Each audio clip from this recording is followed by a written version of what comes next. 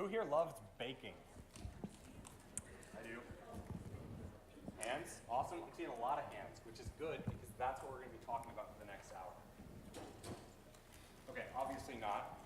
But if you swap a few words up there, it's pretty easy to see why we chose that metaphor. And it's not just because I've been binge watching the Great British Bake Off. Or because it's lunchtime. Sorry about that, you guys. We did not think we were going to give a session on food during lunch. Our bad. Apologies. Working with data can actually be a lot like baking. You're going to have to choose the right data to work with. You're definitely going to have to combine data to get the answers that you want. And there are tools out there that you can build or buy that'll make your data experience awesome. My name's Robert. I'm a Scrum Master on our Enterprise Analytics Data Engineering team. And yes, that is a mouthful. And I'm Katie. I work on our marketing operations team on the global and strategic programs that we run. And today we're going to talk to you about how we enable our marketing data. So we're not going to get too deep into the click on this button here or drag this pill to that box there. A lot of what we're going to talk about are the higher level brushstrokes that you can use to be successful when you're joining disparate data sources together and trying to answer bigger questions with your marketing data. Oh, too far, that's my bad. Specifically, we're going to go through getting started. So if you're new to connecting data sources, what's the best way to connect them, how you can automate some of your workflows, and then best practices, because I just love best practices. All right, first though, I think that every tech, marketing tech kind of presentation should have like, ooh, what's in our tech stack? Obviously Tableau, we do use Google BigQuery. Our map is Eloqua, we use Drupal for our site. We have a cultural value here. It's called we use our own products, but I prefer we drink our own champagne, which is borrowed from Marketo. What does that mean? Well, you can see Tableau is literally everywhere in our tech stack. Seriously, that is absolutely true. Every single department in Tableau uses Tableau in some way. I've got a favorite viz. It reports on the food that we have in our kitchens and what people are eating. Everybody uses it. So the stuff that's up here, we've got mostly stuff that is just what marketing works with. There's a bit of a split on the screen. Anything on the left, that's mostly what marketing operations is going to handle. Anything on the right, above tech ops, well, that's more what my team is responsible for. Shouldn't surprise you that marketing folks are some of the biggest data users at Tableau. It also shouldn't surprise you that we've got a lot of other data out there. That's what my team handles. Katie mentioned this phrase, we drink our own champagne. I love it. I'm sure you know that's not the only version of that phrase. There's another. So we also eat our own dog food. Not quite as glamorous, but it'll do the trick. We live by that phrase at Tableau. It's such a huge part of our culture that when we were first building out our infrastructure, we decided to name our primary SQL server after the dog food brand that came up with this phrase, Alpo. I didn't actually even know that was a dog food brand. I just thought it was a server. I didn't either. It's like Alpo everything. Did you get on Alpo yet? I'm like, I think so. There's like 4. So she's saying that because we named our SQL server Alpo, and then we named our Tableau server Alpo, and then we named our Tableau Online Alpo. We basically just Alpo'd all of the things. So if we use the word Alpo, just know that that means Tableau at Tableau. What's the next big thing that our team is working on? Well, we're trying to centralize all of the raw data that any Tableau employee, we actually like to use the word tabloid to describe ourselves, that any tabloid could possibly want to connect to and get it in one place. With a nod to our love for the Alpo name, we just moved the letters a little bit around and decided to name this new database Opal. We're trying to centralize all of the data in one place so that anybody who wants to get started working on data can do just that, dive in and get started. All right, on that same note, getting started. Define your data, flows, and processes. So what do you need to get started? First off, figure out where your data is flowing to, from, and through. I can't stress this enough. We have so many maps on my team of where the data is coming through, what forms are coming through where, what data sources are updating what. And mapping it out can actually be really helpful, especially if you're new to the system. Like Robert said with Opal, we're trying to centralize all of our company data through one kind of place. And he has a kind of phrase for that, since we're in New Orleans. Pull the French phrase out. En français, on appelle ça la mise en place. Putting everything in its place. It's kind of like when you're baking You want to get all your ingredients right in front of you before you start cracking eggs and whisking things together. Getting it all set up like that can really enable your analysts to understand what they're going to be working with. It also helps you prevent hunting down the data in different places, trying to figure out what opportunity name is the right one. Yeah. A lot of benefits for it. The next question I like to kind of answer is, what type of data am I looking at? This is really important because if you try and answer a question using the wrong type of data, that's like using a spatula when you really needed a whisk. At the most basic level, this can be talking about what's the data type. Is it a string? Is it a Boolean? Is it a date time? Those are all things that Tableau can tell you in the data pane as you're looking at your data source. But there are other questions you should ask about your data as well. Are you looking at behavioral data? What behavior is it tracking? Are you looking at categorical data? What are the categories? Is your data demographic or is it firmographic? For anyone who doesn't know what that means, Katie, do you want to give us a little more information? Well, demographic describes people, firmographic describes companies. We're in marketing, or some of us are, and that really matters. There's a difference, especially when it comes to compliance, where someone's located, for example. Those things are really important. Yeah. Another question that's really important to ask, how often is your data synced? This one is actually perfect for the baking metaphor because at Tableau, we really do use the words stale and fresh to describe our data. I mean, I use those terms, but I gotta tell you, I've got some mixed feelings about them. If I asked everyone in this room, which kind of data do you want to work with, stale or fresh, I'm pretty sure you're all probably going to say fresh, right? Fresh. Make it as fresh as possible. The thing is, fresh data is actually really expensive. You have to do a lot of work to keep it updated, and most of the time that work just isn't worth it. The data hasn't changed enough since the last time you refreshed it to make an actionable difference. So when you think about the question, how fresh does my data need to be?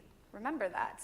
Even though it may seem like fresher data is always better, in reality, you only need data that's fresh enough to answer the question. Oh my goodness. What just happened there? Try that again. You scrolled. There we go. I shouldn't have done that. There we go. For example, I know, and I'm going to read off of here to not mess this up really quick, our lead contact data in eloqua refreshes daily. Our activity-based data, so opens, clicks, forms, submissions, refreshes every 4 to 6 hours. And our new lead activity does 15 to 60 minutes. That's how often it goes to Salesforce. I say 15 to 60 because recently we just put a new lead enrichment program in, and it's been pretty, it used to be 15, now it's 60, so we're working through it now. But this is really important that you have this written out somewhere, because again, when new people join your team, when you're trying to figure out where there's a problem, how often things sync back and forth, it's super important. We got to shut it off for an hour, or we need to shut both things for an hour. Again, it's just really good to know the timing of things. Yeah. Okay, we've got our ingredients. We know where they come from. We know how fresh they are. Is there anything else we can learn? Well, absolutely. That's the great thing about data. There's always something more to learn. At this point, I think the best way to learn it is really just to dive in and start poking around. So Katie's going to tell us a story about how she analyzed some of our activity-based data. All right, so first off, I just want to show you guys, these are some of the ones that I went into Salesforce and just pulled out. These are some date fields I look at. The bolded fields are only stamped once. The non-bolded fields are stamped continually. It's really important to know this for a date field, especially if you're pulling a viz, because if you pull it once and you say, oh, I got this information on here, and then it changes, it's a different story, right? So one thing that these things all have in common, activity-based data, is a date. And I'm going to talk to you about anchoring on dates, and for a visualization perspective, what's the best for the data you're looking at. All right, so this is kind of a marketing horror story, but I'll tell you it. We have some deliverability issues going on, and this is our deliverability data from the last 2 years, looking at it at the day level. You can see it's kind of crazy. We do some big sends that send overnight, so the deliverability data from one day bleeds into the next, so it looks like we sent a bunch of emails one day, and then nobody clicked them that day. So I had, not a hunch, but I knew that there was something going on with our deliverability data. And I went to my boss, Mike, and I said, Mike, look at this viz. Our deliverability is everywhere. This is terrible. We need to fix this. Let's get a tool. And he was like, what is this showing me? What is this? And I realized, okay, well, this is really interesting to me. It's a pretty viz, but it doesn't really tell a very good story. Same data, but at the week level. I prefer this viz over any other viz, but when Mike looked at this, he said, what happened in the week of September 2017? And you'll see it go again because it's a GIF. And it basically led to more questions than answers, and it didn't really help make the dashboard actionable. So fast forward to month. You can see that there's a natural trend. Sometimes when we do newsletters every 3 months, our deliverability declines. But overall, I was able to show Mike like an even trend downwards and prove that we needed a deliverability tool. And overall, like the net from this whole example is figure out what date best shows your data and what you can display to show execs on your team or whoever's making the decision that like we need X, Y, and Z based on this. Yeah. So a little while ago on the first slide, Katie mentioned an interesting phrase, telling a story. That's something that you'll probably hear a lot in Tableau Conference, and it might be a weird phrase to think about when you're talking about data if you're not used to thinking of it that way. I think this is a critical concept. Data is a representation of something that happened, something that actually happened in the real world, and the data is trying to capture that. When we visualize the data and when we show it to somebody, we're trying to tell a story. We're trying to tell what happened with that data. But we only have a limited set of points. We only have the data that we've got to tell that story. So we need to make sure that it's accurate. Now, who here has looked at a viz and then compared it to another viz that's supposed to say the same thing, and they don't? I know that you need to raise your hand. I need to raise my hand. A lot of people have probably dealt with that. It's confusing, right? Like, which viz is showing the right data? What's worse, you can start to lose confidence in the data. The way to solve this and the way to be confident in the data that you're working with is to have what we call a single source of the truth. In our company, Salesforce is our single source of the truth. It's also my single source of truth. Eloqua is not my single source of truth. Yeah, might be crazy to hear. We've built a lot of work to bring as much data as we can that relates to sales and marketing through Salesforce. And that might kind of sound crazy. I know that sometimes when I look at what we've built, I think it's kind of crazy, but there's a lot of value in that. But isn't it really expensive, Robert? It is, but there's a lot of value in getting that done because, like Katie mentioned, eloqua is not where you need to look at for a lead. If you need to know what is the latest version of the lead, what has the right version, you don't have to ask. It's in Salesforce. If you want to take a look and see their product registration information, you don't have to go back to our registration database and figure out how to join it all in. It's in Salesforce. And if that lead changes, it isn't real until it's in Salesforce. Yeah, so a lot of value in making that happen. The next thing that I want to talk about is a phrase that Katie came up with. I love it. I'm just going to show it right now. Centralize to normalize. I'm the marketer. Yeah. Normalizing. Big deal. It's a good phrase. Normalizing is one of those big, scary database words until you actually learn what it means. Like it was for me, and I'm a database person. It really just means that for any attribute about anything in the system, it's only stored in the database once. I like this example. You've got contacts, and each of those contacts is going to be associated with a company.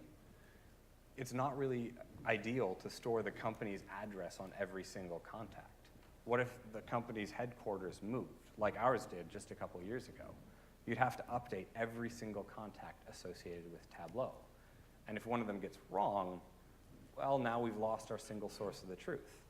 What you do is you store it once on the company, and then if you need to analyze it, you reach out to the company record to get that information. It's all about that single source of the truth. All right, so we have centralized, we've normalized. So let's put it all together. Let's connect your data. We're going to talk about joins and unions. There's a funny story about this, and I'm going to just tell it really quick.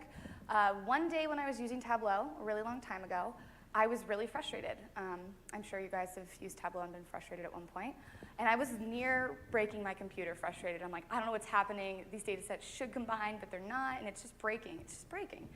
And my friend Hannah Jackson, she's a master analyst, she came over and she's like, oh my God, why are you trying to union these data? I was like, I don't know, I just want it together. I don't know if I want to join it or union it. I don't know what those things mean. And so she explained it like this, and I really loved it. It's actually why I'm speaking at TC, by the way. She said, a join is like cookies and milk, two different sets of data with different fields that can be combined to create better data source by dunking one into the other and then taking a bite out of it. Where a union is more like a layered cake. You basically have the sets of like data that you layer on top of each other, and then they're kind of married together. So in my instance, when I was trying to join, or trying to union, I should definitely not have been unioning. I should have been joining. So Hannah actually hates me for putting this in the slide, because she's like, I could have come up with a better analogy, and I'm like, no, this is great. People will love this, I think. I love Hannah. She's amazing to work with, and I got to disagree with her on there. I think this is a perfect analogy. It really gets it across, and you get to talk about cookies, so it's awesome. What's like a real-world example of a union that you might want to do? Leads and contacts is my favorite to go with. It's super common to separate out the different stages of your sales funnel into different objects. We do it at Tableau with leads and contacts. But when you get back down to it, well, they're really representing the same thing. They're representing a person in the end. So most of the time, you're going to want to analyze them separately, but there are definitely times where you'll want to look at them together. Now, I like to think of it as you've got two lists of people, and you're just going to want to put them in one pile and pretend that they're all in one list. And actually, if you look really closely at the data pane, you'll see that's what we're trying to do when we show off a union. It does show you that it's a union. It's pretty cool, right? That's not a bad graphic. All right, we've talked about cakes. Let's talk about cookies. A good example of a join, well, we already talked about one actually. Contacts and accounts.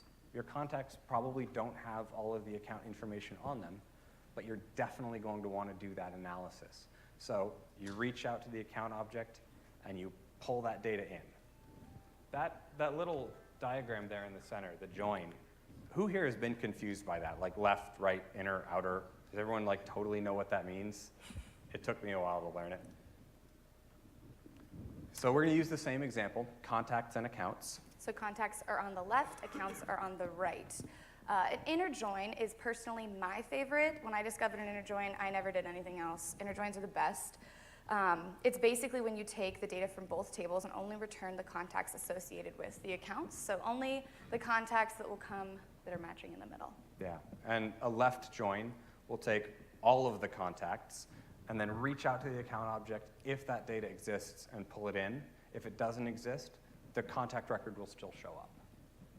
And then a full outer is just, I've never used this. I've tried to use it once before, and it just was not my favorite. It basically brings in everything. So whether or not an account has contacts or whether a contact has an account, it just brings in everything. So it brings in a lot of data. And a right join is going to bring in every account and then pull contact information in. It's kind of backwards compared to the rest of them. We'll talk about that in a sec. One of the advanced joins that we do, just so you guys know, is a workbook, and I didn't really want to show it because it just looks like a workbook. It's not very glamorous, but it's called MKT segmentation, and I would suggest doing this because it's really easy for every marketer on your team to do, but it can be a little complicated. So back in the day, we needed a place for everybody to pull all of their lists in one place, whether it's for digital retargeting, or an email send, or a prospecting, or a direct mail campaign. People needed to find one place to pull it, and we couldn't really pull all of our lists in eloqua. So we combined 6 tables, and we made MKT segmentation. Fast forward 3 years, it now has 25 tables joined to it. Not ideal, actually. It takes, I think our analytics team told me the other day, they chunk it out into thirds in Google BigQuery and then combine the thirds together in Tableau. So it's not ideal, but I like the idea that everybody's pulling from one set of data that has common fields. It's not MKT campaign members. It's a different type of data set that lets you pull by lead score or whatever you want to pull on. Okay, but maybe this is, you're a beginning baker, and this is all a little bit too much for you. You hear 25 tables and you just start cringing. I know I do. Yeah. What do we got? We have dashboard starters. Okay, so first off, to get to dashboard starters on Tableau, you're going to go tableau.com/products/dashboard-starters. And don't worry, we'll include that link in there, or you can just Google for Tableau dashboard starters. Exactly. First, I know I hate when people do this, but who here uses eloqua? Okay. What about Marketo? Yay. I love Marketo. You're a Marketo All right, fangirl. I am a Marketo fangirl. It's submitted. Okay, so first set of dashboards I'm going to show you are the Eloqua dashboard starters. Keep in mind, like we use Eloqua, so these are some of the dashboards that we use that our product team just kind of added in there. Dashboard starters are super easy to use. You log in with your credentials, and what the Eloqua one does is it does the bulk API extract and creates an extract for you. It's admittedly, depending what you're pulling in Eloqua, the extract can be pretty large, so give it some time. But the visualizations and the connections in the data are already built, which is some of the things that take the longest amount of time. So if you're just starting, I would advise you to go to dashboard starters, borrow from them, use them as a basis. They're pretty awesome. And then Marketo. I am particularly attached to this dashboard because the dev team came to me about 8 months ago and they said, hey, like we heard you use Marketo at a previous company. And I was like, yeah. They said, do you want to help us with something? We're going to give you access to a dev environment of Marketo, and we want you to just create activity. And I was like, oh, of course. So I went in and I just created a bunch of activity, and these are the dashboards they built with that. You can do anything from email performance to email performance overview to web engagement. So all of the things that are available in their bulk API are also available through the dashboard starters. You log in with your credentials and you have them. It's quite beautiful. This last one here is one of the dashboard starters for Salesforce. That's the data that I wind up working with the most. This one shows lead creation and conversion, so definitely something that you're going to want to be analyzing. Katie mentioned this.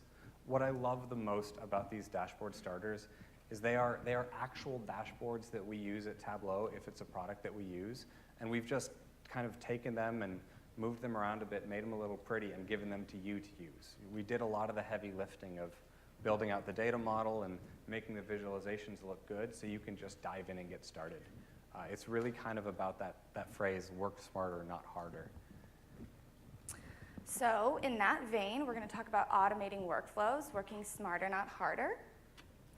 All right, so how do we, the marketing team at Tableau, connect most of our data? I put it into 3 buckets because I like simple things, and this slide only lends itself to 3. First, we love to use native integrations, but the people that use Eloqua in the room probably know that the native integrations in Eloqua aren't the best. They're kind of limited. They're kind of limited. For those things that are a little bit more complex, we use custom ETLs, and we use BigQuery personally because that's just what the marketing team uses, but Robert's team uses a different kind of data storage system, so it's not just BigQuery, you can do it in other places as well. When I don't have one of our engineers helping me do a custom ETL, I use a third-party orchestration tool, so that can be an AlterX. I personally use usermind. I don't know if you guys have heard of it. It basically lets you connect the data in a very simplistic interface. It's ideal. It's also just super easy to get off the ground and use by yourself. I'm like a one-man machine. We also have a couple of lightweight middleware apps that we've written to keep our data in sync between our most important systems.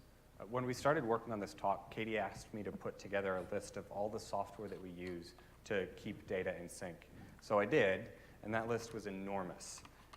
The thing is that like everything on that list was just a little piece of code here or a Lambda script there. Nothing big.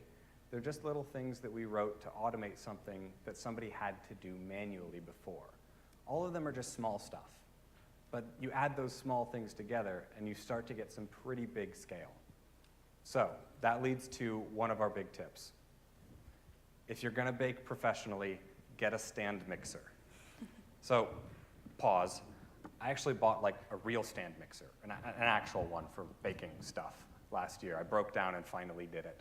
I love to make pretzel rolls for Thanksgiving, and the stand mixer takes like 90% of that work away from me, so I don't have to do it anymore, which lets me focus on the more important stuff, the turkey. Katie, what's our stand mixer? Our stand mixer on my team is called Liam. It stands for List Import Automation Machine. Admittedly, before I left, I was like, Mike, my boss was, Mike, what does the M in Liam stand for? And he's like, I don't know, I think we just put it on there because we really like to call it Liam. And I was like, well, let's just call it machine. Liam does a lot of things for us, but I'm going to show you in a second a viz of why we created Liam. But pretty much it takes all of these different external activities, whether it's an event, a trade show, a list purchase, or something other like content syndication, puts them through Liam, and I'll show you what Liam looks like under the hood. And then the Liam talks to Eloqua, and Eloqua creates the leads in Salesforce or updates them. Liam specifically I'm going to read this off the list because I'm not going to forget anything. Normalizes name information and location, enriches location from zip code, standardizes key demographic fields to our standard pick lists, which are also included on our forms. And it also handles lead opt-in and opt-out depending on the source. So if a salesperson uploads a list to Liam that's list import, it gets marketing opted out. So it's protecting us from a compliance perspective as well. Also, it can help pre-qualify specific leads down the pipeline. So if a salesperson goes to an event and they have their list of people that are hot, they can be like pre-qualify, send to my queue, which I think is really cool. So, slide please. Why did we create Liam? So I didn't create Liam, a girl on my team, Allie, did, and she's amazing. But this week right here, we had 251 list import requests. That's 2 people. It can take about an average of like 2 to 4 hours to import a list into eloqua because you have to hand normalize all the things.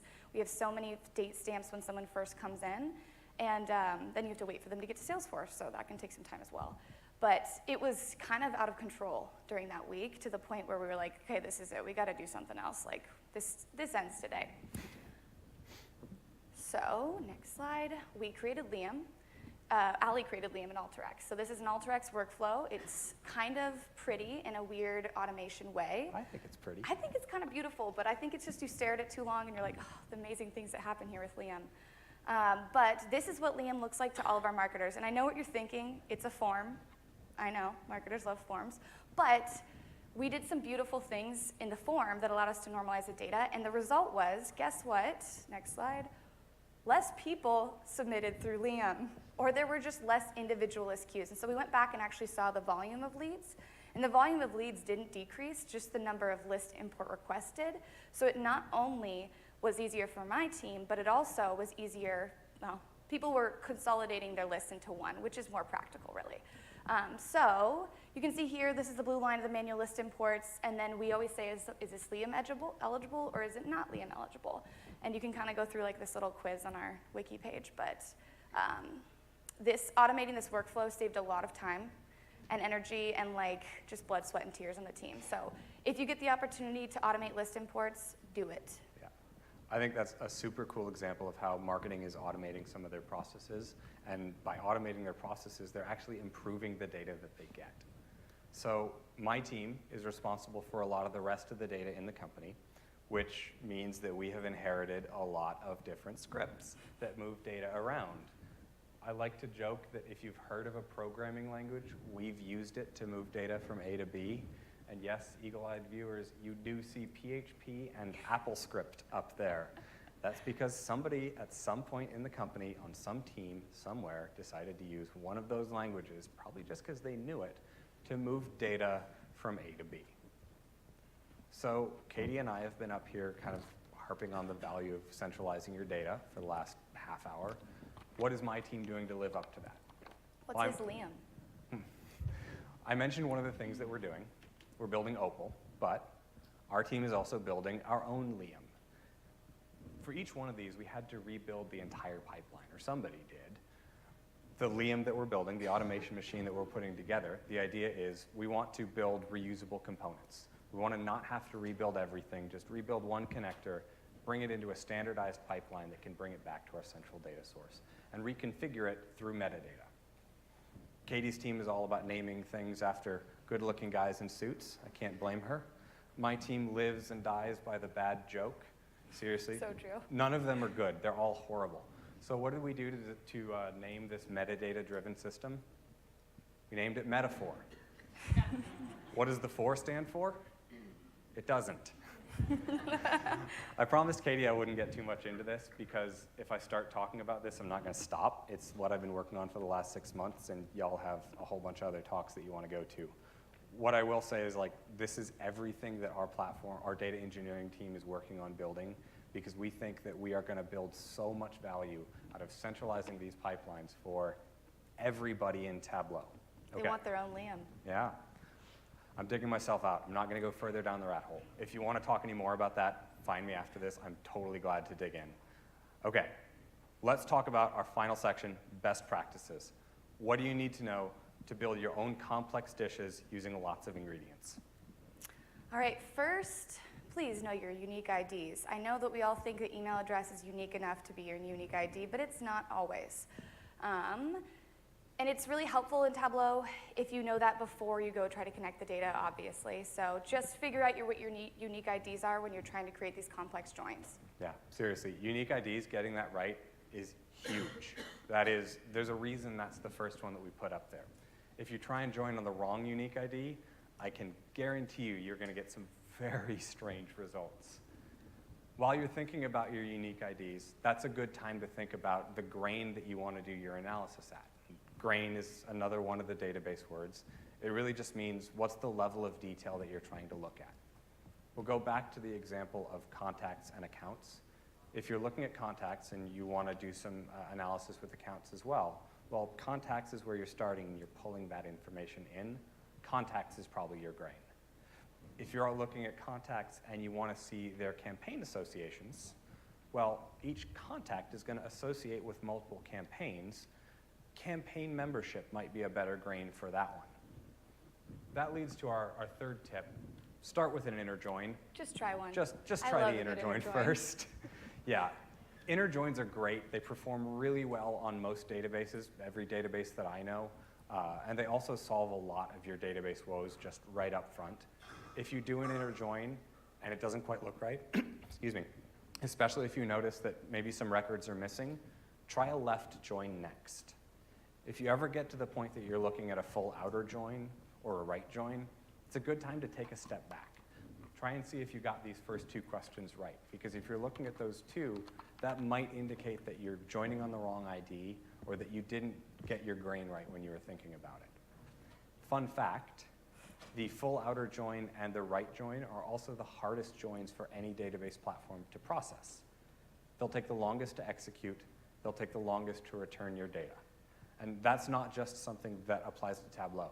That applies anytime that you're working with data anywhere. One last thing. Who went to the keynote yesterday? Hoping to see a lot of hands. Awesome. Does everyone remember the data model feature that we demoed? Someone's excited. I know why. The data model feature is going to answer a lot of these questions for you up front. As somebody who works on our data engineering team, it's probably the feature I'm most excited about coming up in Tableau. All right, so best practices for improving your data. Standardization. I know sometimes process can improve data. I know that's not seeming like a real thing, but it can. For example, my team works in eloqua, like I mentioned, and the email object is not really related natively to the campaign object. So when someone asks me, how many emails did we send for BI trends? I'm like, we have 2 versions in 9 of the core languages. So if they don't know what I named those emails exactly, it's probably, they're not gonna find them. They're not gonna find the performance. It's just really difficult. So I was like, let's just put naming conventions in place for emails. Let's figure out exactly what's not coming with the email, that it needs to only be in the name. Is that the campaign ID? Is that the whatever? Like whatever needs to be there, the date it's sent, so we know when we wanted to send it. It actually has been able to improve our data quality about emails and give us more information about them that just lived in someone's head at some point. Also, required fields. So I know that this is kind of a moot point because I'm sure all of you are great marketers and you already do this, but have the same required fields on all your forms if you can. Because if one of your forms doesn't have as many fields as others, like for example, our free trial form, the data that comes from it could slightly be different or not as high of quality that you're expecting. And then it takes a lot of work to try to figure out, is this a good lead or not? So required fields, standardize them, put them all in your forms, and also try not to have too many forms. Last up here on this one, data normalization. I know I already talked about this, but they'd take away my DBA card if I didn't harp on it again. It's all about that single source of the truth, getting everything so that you know what you're talking about. There's another reason I put this up there. Who went to Devs on Stage this morning? Awesome. I've been working with my friend Swati for the last about a month or so on, what did she call it? Like a jetpack for hyper feature, the multi-table extract. That depends on normalized data. That's exactly what that's supposed to enable. So if you focus on this early on in the process, you get more confidence in your data, and you actually get faster vises. It's a total win-win. All right, and you know what? Here's some best practices in alignment. I know that sales and marketing alignment is a buzz term in the industry right now, but really, truly, sales ops is your friend and not your enemy. Marketing exists to make sales easier. This is something I live by. I know that we all want to think that we're special snowflakes, but ultimately, like, marketing would not exist without sales. So you need to make sure that you know what's happening in Salesforce.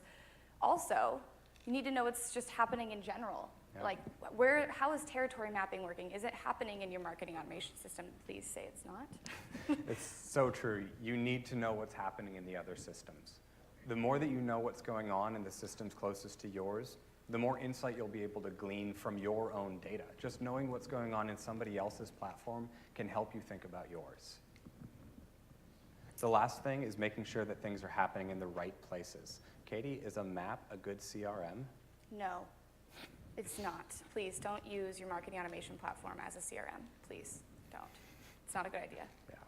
Another point in that vein, this one's near and dear to my heart. It can be slightly controversial. I like to advise people, try and do as many of the calculations that you can in Tableau.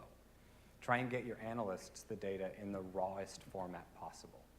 If you try and do too many calculations, too many transformations, my team likes to use the word curations. If you do that all in the database layer and you hide the raw data from your analysts, that can really limit their ability to explore the data, and it can make troubleshooting data questions a lot harder. Very true. Yeah. All right, so these are the only things you need to remember from this presentation, and we're saving them for the end because they're my favorite. Yeah. We've been harping on centralizing your data flows.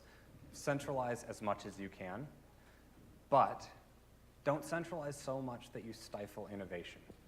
If you only have it so that people can connect to data through the one blessed path, if it must be in the data warehouse and the data engineering team has to cleanse it before anybody can look at it, that's not being agile. That's going to limit people's ability to ask new questions to their data and explore it. So centralize, get your ingredients together so that people can just grab them and start going.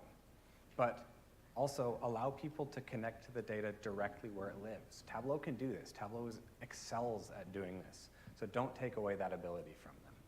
Try and find a balance between the two. And then also just automate strategically. I think my team does this not so well sometimes, where we buy an automation tool that we might not need or other teams might not want, right? Has anybody watched or actually listened to the podcast from Reid Hoffman, Masters of Scale? I'm obsessed with it. There's that handcrafted episode with Brian Chesky from Airbnb, and he says, do everything by hand until it's painful. And I think that, like, with Liam as an example, we did it by hand until it was absolutely grueling, right? And we created a tool that had a lot of value, that everybody could use, and that did a lot for our team in terms of, like, bandwidth. So do everything by hand until it's painful is something I like to live by now that I listened to that podcast. Yeah. I mean, that's something that my team has lived by as well. You saw the slide of all the different technologies that we've used, and a lot of that is because people did things by hand and then just automated it when they got to that point that they needed to. But that slide, all of those different technologies that we used, probably not very scalable to have a team supporting or code written in all of those languages. So when you're doing these automations, think about scalability. If you've written something that helps you and that automates something that is a manual process that's taking away time, causing blood, sweat, and tears, that's awesome. But before you make it a part of your production process, before you make it something that your company is going to be relying on, make sure you've thought a couple of years ahead to see, is this going to scale? Because I can promise you the Apple script that I wrote last week to report on Jira data is not going to scale. So I'm probably going to need to replace that. So those are the 4 things that we wanted to talk to you about today. That's all of the marketing tenets, the automating workflows, the connecting data, and the getting started things that we think will help you be successful on your data journey. We have some time for questions. I think we've got about 15 minutes before we're out. So we're going to hang around, answer any questions that you've got. Thank you for coming and listening to us talk, and have a great rest of your TC. Okay.